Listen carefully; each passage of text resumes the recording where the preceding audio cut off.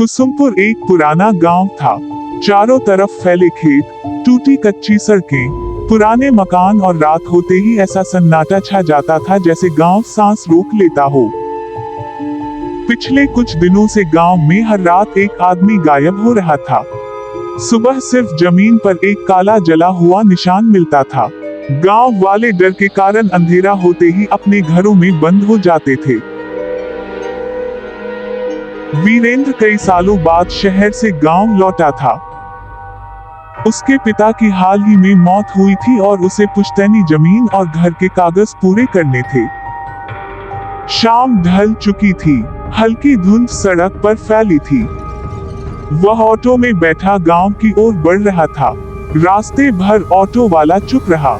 जब वीरेंद्र ने मजाक में कहा, यहाँ रात में काफी सुनसान रहता है, तो ऑटो वाला धीमे स्वर में बोला, साहब, रात को बाहर मत निकलना। गांव पहुंचते ही वीरेंद्र ठिठक गया। चौपाल खाली थी, दुकानें बंद थीं, कोई आदमी दिखाई नहीं दे रहा था। दूर बैठे कुत्ते अजीब तरीके से भौंक रहे थे। वह अपने पुराने घर की ओर बढ़ा।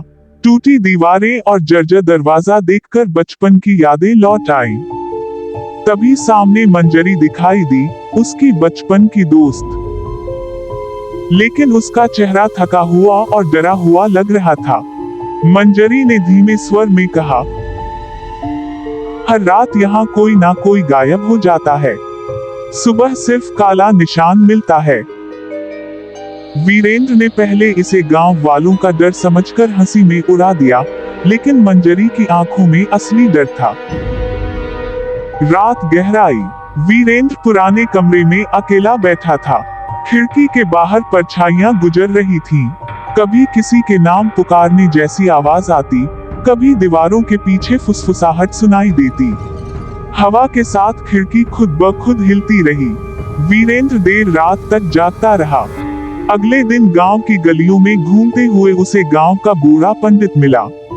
पंडित ने उसे देखते ही कहा, यह गांव शापित है और यह श्राप तुम्हारे परिवार से जुड़ा है। वीरेंद्र चौंक गया। पंडित ने बताया कि उसके दादा ने वर्षों पहले गांव के पुराने मंदिर को गिरवा दिया था। उस मंदिर में गांव की रक्षा करने वाली आत्मा कैद थी। मंदिर टूटने के बाद वह शक्ति भटकती आत्मा बन गई।